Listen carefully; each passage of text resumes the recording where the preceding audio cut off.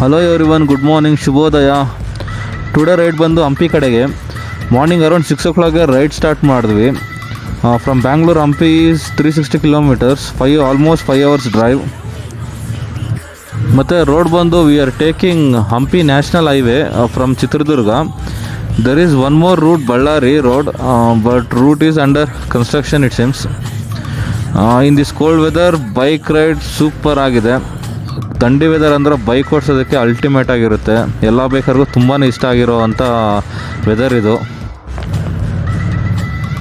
ನಾವು ತಕ್ಷಣಕ್ಕೀಗ ನೈಸ್ ರೋಡಲ್ಲಿ ಹೋಗ್ತಾ ಇದ್ದೀವಿ. ಅರೌಂಡ್ 40 kilometers ಸ್ಟ್ರೆಚ್ ಇದು. ಸೊ ಬೆಳಗ್ಗೆ ಆಗ್ತಿದೆ. ಲಿಟಲ್ ಫಾಗಿ ವೆದರ್, ಮೋಡ ಕವಿದ ವಾತಾವರಣ ಕೂಡ ಇದೆ. ದರ್ಶನ್ ಅಂತೂ ರೋಚಿಗೆ ತೋಡಿಸ್ತಿದ್ದಾನೆ. ಮತ್ತು ನಾನು ನನ್ನ ಆ್ಯಕ್ಷನ್ ಕ್ಯಾಮ್ರಾನ Hero 7 Hero 8 ಅಪ್ಗ್ರೇಡ್ ಮಾಡ್ಕೊಂಡಿದ್ದೀನಿ. And also I am using intercom to easily communicate with other bikes. So ಈ ಟ್ರಿಪ್ಪಲ್ಲಿ ನಾನು ಇಂಟರ್ಕಾಮ್ ತೊಗೊಂಡೆ. And also it acts like a bluetooth. We can connect with other mobiles and speakers will attached inside the helmet. ಏನಪ್ಪ ಅಂದರೆ intercom ಇದ್ದರೆ ತುಂಬಾ easy ಆಗುತ್ತೆ. ನಮ್ಮ ಮೊಬೈಲ್ ಬೈಕ್ ಸ್ಟಾಪ್ ಮಾಡಿ ಮೊಬೈಲ್ ತೆಗೆದು ಕಾಲ್ ಮಾಡೋ ಥರ ಇರೋಲ್ಲ. ಸೊ ಡೈರೆಕ್ಟಾಗಿ V can access. So other biker ಜೊತೆನೂ ಅಷ್ಟೇ, ನಮಗೆ ಬರೋ ಕಾಲ್ಸು ಅಷ್ಟೇ. ಸೊ ಈಸಿಲಿ ನಾವು ಅಟೆಂಡ್ ಮಾಡ್ಬೋದು.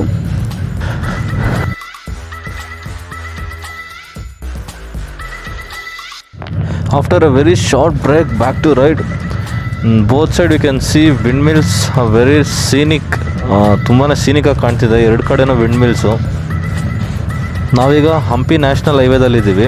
So road is beautiful.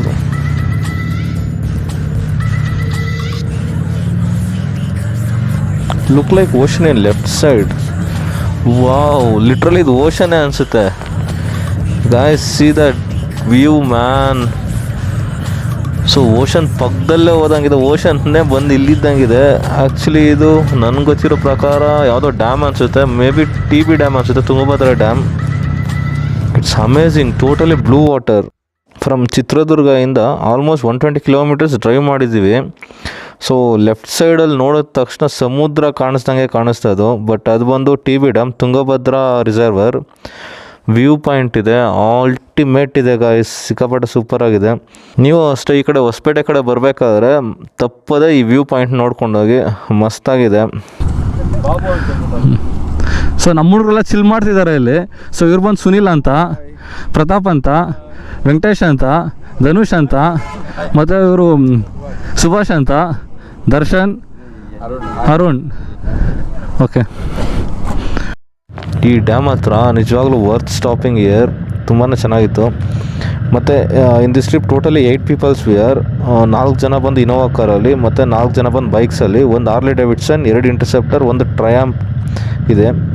Drive ಅಂತೂ ತುಂಬ ಸ್ಮೂತಾಗಿ ಹೋಗ್ತಿದೆ. Hampi is around 30 kilometers from here ಅನಿಸುತ್ತೆ. ಮತ್ತು ರೋಡ್ ಎಲ್ಲ ತುಂಬ ಅಮೇಝಿಂಗ್ ಆಗಿದೆ.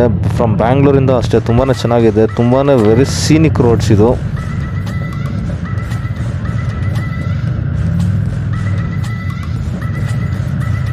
ಇಲ್ಲೊಂದು ಟನಲ್ ನೋಡ್ಬೋದು ನೀವು. ಆಲ್ಮೋಸ್ಟ್ 1 kilometer ಡಿಸ್ಟೆನ್ಸ್ ಇರುತ್ತೆ ಅನಿಸುತ್ತೆ ನನಗೆ ಗೊತ್ತಿರೋ ಪ್ರಕಾರ. 1 kilometerಗಿಂತ ಜಾಸ್ತಿ ಅಂತೂ ಇರೋಲ್ಲ. ಬಟ್ ಈ ಟನಲ್ಸ್ ಎಲ್ಲ ನಾವು ಶಿರಡಿಗೆ ಹೋಗ್ಬೇಕಾದ್ರೆ ಕಾಣುತ್ತೆ. ಬಟ್ ಇಲ್ಲಿ ಚೆನ್ನಾಗಿದೆ.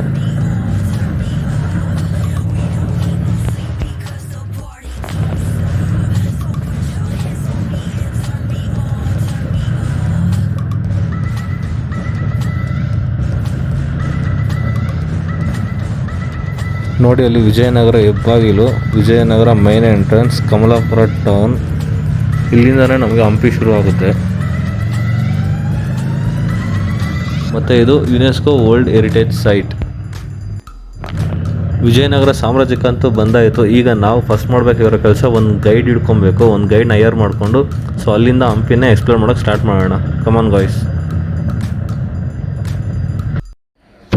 ವಿಜಯನಗರ ಸಾಮ್ರಾಜ್ಯಕ್ಕಂತೂ ಬಂದಾಯಿತು. ಇಲ್ಲಿ ನೀವು ನೋಡ್ತಿರೋದು ಹಂಪಿಯ 25 kilometers ಟೋಟಲ್ ಮ್ಯಾಪ್ ಇದು. ಸೊ ಇದರಲ್ಲಿ ಬಂದು 83 ಮಾನ್ಯುಮೆಂಟ್ಸ್ ಕೂಡ ಇದೆ. ಸೊ ಐಡೆಂಟಿಫೈ ಆಗಿರೋ 83 ಮಾನ್ಯುಮೆಂಟ್ಸ್, ಮತ್ತು ಅನ್ಐಡೆಂಟಿಫೈ ಆಗಿರೋದು ತುಂಬಾ ಮಾನ್ಯುಮೆಂಟ್ಸ್ ಇದೆ. ಮತ್ತು ಈ ಮ್ಯಾಪಲ್ಲಿ ನೀವು ನೋಡ್ಬೋದು ಎಲ್ಲೆಲ್ಲಿ ಏನೇನು ಮಾನ್ಯುಮೆಂಟ್ಸ್ ಇದೆ ಅಂತ. ಇದು ಟೋಟಲ್ ಹಂಪಿಯ ಮ್ಯಾಪ್ ಇದು. ಮತ್ತೇನಪ್ಪ ಅಂದರೆ ನಾವೀಗ ವಿಜಯನಗರದಲ್ಲಿ ಟೋಟಲ್ ಎಷ್ಟಾಗುತ್ತೋ ಅಷ್ಟು ಈ ಒಂದಿನದಲ್ಲಿ ಎಕ್ಸ್ಪ್ಲೋರ್ ಮಾಡೋಕ್ಕೆ ಟ್ರೈ ಮಾಡೋಣ. ಸೊ ಇದು ಹಂಪಿ ಫುಲ್ ಎಕ್ಸ್ಪ್ಲೋರ್ ಮಾಡಬೇಕಂದ್ರೆ ಮಿನಿಮಮ್ ಅಂದರೂ 2 to 3 ಡೇ 2 ರಿಂದ 3 ದಿನ ಬೇಕಾಗುತ್ತಂತೆ. ಸೊ ನಾವು ಎಷ್ಟಾಗುತ್ತೋ ಅಷ್ಟು ಎಕ್ಸ್ಪ್ಲೋರ್ ಮಾಡೋಣ, ಬನ್ನಿ ಗೈಸ್. ನೀವು ನೋಡ್ತಿರೋದೀಗ ಕ್ವೀನ್ಸ್ ಬಾತ್ ಅಂತ. ಇದು ಬಂದು ವಿಜಯನಗರ ಎಂಪರಲ್ಲಿದೆ. It is located close to the entrance of the royal enclosure in Hampi. Construction during the reign of Vijayanagara Emperor. The Queen's Bath impresses visitors even today, more than 500 years after it was built. ನಿಮಗೆ ಕಾಣ್ತಿರೋದಿದು ಪುಷ್ಕರಣಿ ಅಂತ, also called as Steppu Tank. The Archaeological Survey of India this Steppu Tank found during the excavation in 1984 to 1985. So ಈ ಟೈಮಲ್ಲಿ ಇದನ್ನು ಎಕ್ಸ್ಪ್ಲೇಟ್ ಮಾಡಬೇಕಾದ್ರೆ ಈ ಟ್ಯಾಂಕ್ನ found ಮಾಡಿದ್ರು.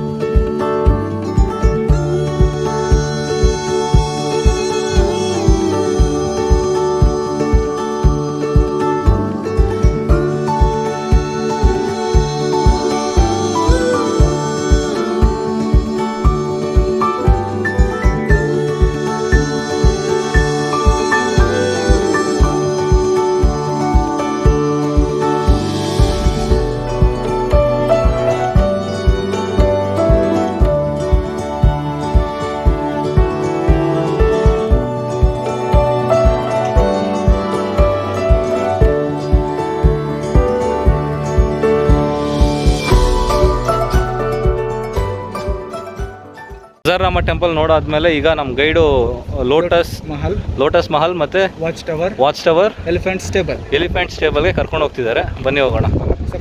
ಇವು ನಮ್ಮ ಗೈಡ್ ನಿಮ್ಗೆ ಇಂಟ್ರೊಡ್ಯೂಸ್ ಮಾಡಿಲ್ಲ, ಇವರೇ ನಮ್ಮ ಗೈಡ್. ನಿಮ್ಮ ಹೆಸರು ಸರ್? ಶರ್ಬೇಶ್ ಅಂತೇಳಿ. ನಾನು ಹಂಪಿನಲ್ಲಿ 5 years ಇಂದ ಗೈಡ್ ಆಗಿ ವರ್ಕ್ ಮಾಡ್ತಾ ಇದ್ದೀನಿ ಸರ್.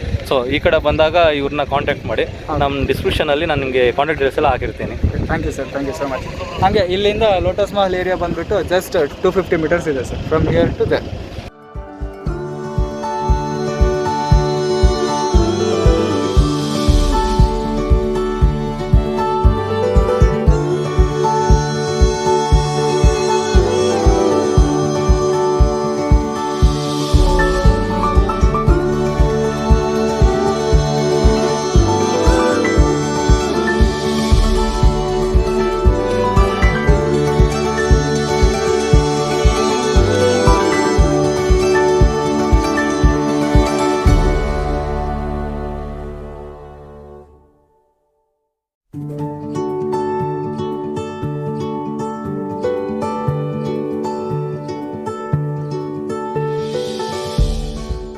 ಈಗ ಎಲಿಫೆಂಟ್ ಸ್ಟೇಬಲ್ ಹೋಗ್ತಾ ಇದ್ವಿ, ಗಜಶಾಲೆ ಅಂತ. ಅದ್ರ ಬಗ್ಗೆ ಸ್ವಲ್ಪ ಡೀಟೇಲ್ಸ್ ಕೊಡ್ತಾರೆ ನಮ್ಮ ಗೈಡ್. ಸರ್, ಈ ನವರಾತ್ರಿ ಹಬ್ಬ ಆಚರಣೆಗೆ ಮೈಸೂರಲ್ಲಿ ಈಗೇನು 3 ಆನೆಗಳನ್ನ ಯೂಸ್ ಮಾಡ್ತಿದ್ದಾರೆ ಗೌರ್ಮೆಂಟ್ ಕಡೆಯಿಂದ. ಬಟ್ ಮುಂಚೆ ಇಲ್ಲಿ 11 ಪಟ್ಟದಾನೆಗಳು ಅಂದರೆ ರಾಜಮನೆತನದ ಆನೆಗಳನ್ನ ಈ ನವರಾತ್ರಿ ಹಬ್ಬ ಆಚರಣೆಗೆ ಅಂದರೆ ಬಳಸ್ಕೊಳ್ತಾ ಇದ್ರು. ಆ 11 ಪಟ್ಟದಾನೆಗಳನ್ನ ಕಟ್ಟಾಕೋ ಜಾಗನೇ ಈ ಗಜಶಾಲೆ. ಆನೆ ಲಾಯ ಅಂತ ಕೂಡ ಹೇಳ್ತಾರೆ ಕೆಲವರು ನಮ್ಮ ಆಡು ಭಾಷೆಯಲ್ಲಿ. ಇಲ್ಲಿ ಲೋಕಲ್ ಜನ ಆನೆ ಸಾಲು ಒಂಟೆ ಸಾಲು ಅಂತ ಹೇಳ್ತಾರೆ. ಬಟ್ ಇದು ಬಂದ್ಬಿಟ್ಟು ಗಜಶಾಲೆ, ಆನೆಗಳನ್ನ ಕಟ್ಟಾಕುವಂಥ ಲಾಯ. ಈ 11 ಪಟ್ಟದಾನೆಗಳ ಪಕ್ಕದಲ್ಲಿ ಮಾವುತರ ಕೊಠಡಿ ಅಂತ ಒಂದು ರೂಮ್ ಇದೆ. ಈ ಅಂದರೆ ಆನೆಗಳ ಕಾಯ್ದಕ್ಕೆ ಮಾವುತರ ಅಂತ ಏನು ಬರ್ತಾರಲ್ಲ, ಆ ಮಾವುತರ ಉಳ್ಕೊಳ್ಳೋದಕ್ಕೆ ಕೂಡ ಜಾಗ ಇದೆ, ನೋಡ್ಕೊಂಬರೋಣ.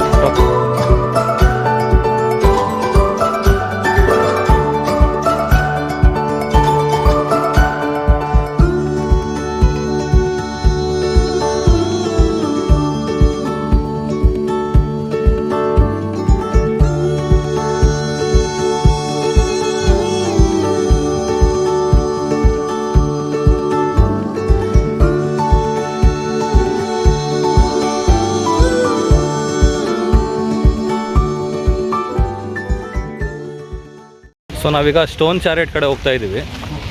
ನಮ್ಮ ಗೈಡ್ ಹೇಳ್ತಾರೆ ಇಲ್ಲಿ ಏನೇನಿದೆ, ಯಾವ ಮಾನ್ಯುಮೆಂಟ್ಸ್ ಇದೆ ಅಂತ.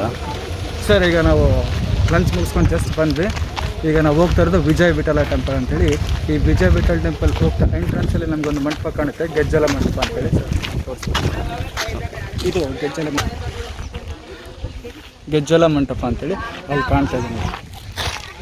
ಅದು ಗೆಜ್ಜಲ ಮಂಟಪ ಅಂತ. ಈ ಗೆಜ್ಜಲ ಮಂಟಪ ಅಂತ ಏನು ಕರಿತಾ ಇದ್ದಾರೆ ಅಂತಂದರೆ, ಈ ಶತಮಾನದಲ್ಲಿ ಅಸ್ಪೃಶ್ಯ ಜನಾಂಗ ಅಂತ ಇರ್ತಾರೆ, ಈ ಲೋ ಕ್ಯಾಸ್ಟ್ ಜನ, SC ST ಅಂತ ಈಗೇನು ಕ್ಯಾಟಗರಿ ಅಂತ ಮಾಡ್ಕೊಂಡಿದ್ದೀವಲ್ಲ, ಆ ಜನಾಂಗಕ್ಕೆ ದೇವಸ್ಥಾನದೊಳಗಡೆ ಪ್ರವೇಶ ಕೊಡ್ತಾ ಇರಲಿಲ್ಲ ಆಗ.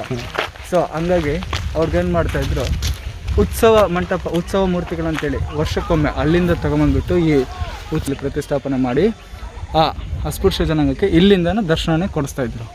ಆಮೇಲೆ ಈ ಗೆಜ್ಜಲ ಮಂಟಪ ಮುಂದೆ ಸ್ವಲ್ಪ ಮುಂದೆ ಹೋದರೆ ನಾವು ವಿಠಲ ಬಜಾರ್ ಸಿಗುತ್ತೆ. ವಿಠಲ ಬಜಾರ್ ಕಂಪ್ಲೀಟ್ ಆಗಿ ಹಾರ್ಸ್ ಟ್ರೇಡಿಂಗ್ ಮಾರ್ಕೆಟ್ ಅಂತ. ನಾನು ನಿಮ್ಗೆ ಆಗಲೇ ಹೇಳಿದೆ, ಹಂಪಿನಲ್ಲಿ 4 ಬಜಾರ್ಗಳು ಬರ್ತವೆ. ಪಾನ್ ಸುಪಾರಿ ಬಜಾರ್, ವಿಠಲ ಬಜಾರ್, ಕೃಷ್ಣ ಬಜಾರ್, ವಿರೂಪಾಕ್ಷ ಬಜಾರ್, ಅಚ್ಯುತರಾಯ ಬಜಾರ್ ಅಂತೇಳಿ. ಈ ಬಜಾರ್ಗಳೆಲ್ಲ ಅಲ್ಲಿ ಒಂದು ಅದಕ್ಕೆ ಆದಂಥ ಸೀಮಿತ ಇತ್ತು. ಅಲ್ಲಿ ಬೇರೆದಕ್ಕೆ ಯಾವುದೇ ಥರ ಹಲೋ ಒಳಗಡೆ ಬಿಟ್ಕೊಳ್ತಾ ಇರಲಿಲ್ಲ. ಈ ವಿಠಲ ಬಜಾರಲ್ಲಿ ಕುದುರೆಗಳ ಮಾರಾಟ ಮಾಡೋದು, ಇಲ್ಲಿ ಬರೀ ಕುದುರೆಗಳ ಮಾತ್ರ ಮಾರಾಟ ಮಾಡೋದು. ಸರಿ ಮಸಾಲೆ ಬೇರೆ ಬೇರೆ ರಾಜರೆಲ್ಲ ಬಂದು ಇಲ್ಲಿ ಕುದುರೆ ಮಾರಾಟ ಮಾಡ್ತಾ ಇದ್ದು. ಬ್ರೀಡ್ಸ್ನ ಬಟ್ ಲೋಕಲ್ ಸ್ಥಳೀಯರಿಂದ ಬರ್ತಾ ಇದ್ದಿಲ್ಲ, ಅದನ್ನ ಹೊರದೇಶಗಳಿಂದ ಇಂಪೋರ್ಟ್ ಮಾಡ್ಕೊಳ್ತಾ ಇದ್ರು.